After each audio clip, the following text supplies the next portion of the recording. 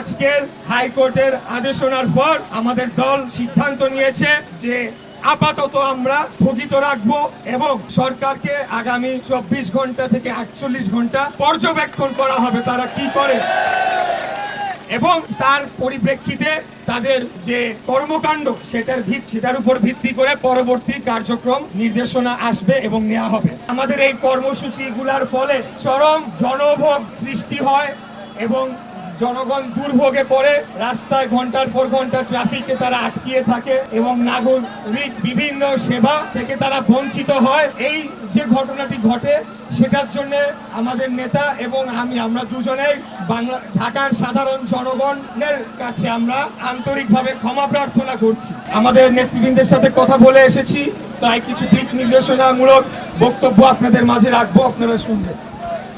প্রথমেই আজকে আপনারা জানেন যে হাইকোর্টে একটি ভুয়া রিট বলা যায়, সেই রিট দিয়ে আমাকে মেয়র পদে শপথ গ্রহণ করানোর থেকে বাধাগ্রস্ত করানোর একটা অপচেষ্টা করা হয়েছিল সরকারের পক্ষ থেকে।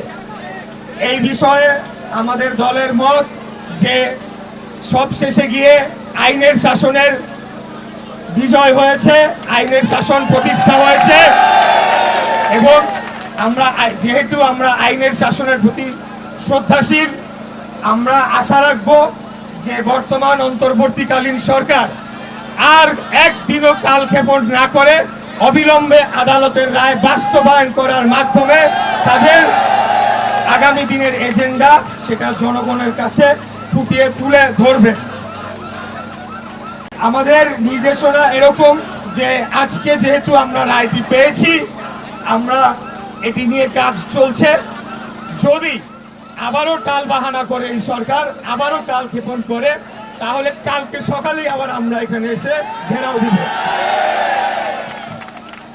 প্রিয় নেতৃবৃন্দ, দ্বিতীয় বিষয় হচ্ছে আপনারা জানেন যে আমাদের এই কর্মসূচিগুলোর ফলে চরম জনভোগ সৃষ্টি হয় এবং জনগণ দুর্ভোগে পড়ে, রাস্তায় ঘন্টার পর ঘন্টা ট্রাফিকে তারা আটকিয়ে থাকে এবং নাগরিক বিভিন্ন সেবা থেকে তারা বঞ্চিত হয়।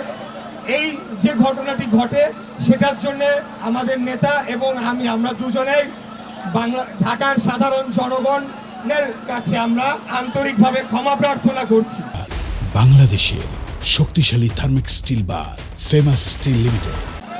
পাশাপাশি এটাও বলে দিতে চাই যে শুরুতেই তো এটা আমাদের পরিকল্পনার অংশ ছিল না। বর্তমান সরকার তারা আমাদেরকে অধিকার বঞ্চিত করতে গিয়ে এমন পর্যায়ে নিয়ে যায় যখন আমরা বাধ্য হয়ে এই ধরনের কর্মসূচিতে আসার জন্য আমরা সিদ্ধান্ত নেই। এখন গতকাল আমি একটা কথা বলেছিলাম, যেটি হচ্ছে যে বর্তমান সরকারের ভেতরে যেই দুইজন ছাত্র প্রতিনিধি রয়েছেন যারা একটি নতুন রাজনৈতিক দলের সরাসরি সমর্থক এবং সংগঠক হিসেবেই কাজ করছেন, তাদের পদত্যাগ না হওয়া পর্যন্ত এই আন্দোলন শেষ হবে না, এই ঘোষণা আমি দিয়েছিলাম। আমি আমার সেই ঘোষণাকে পুনর্ব্যক্ত করতে চাই, তাদের পদত্যাগ না হওয়া পর্যন্ত এই আন্দোলন চলমান থাকবে।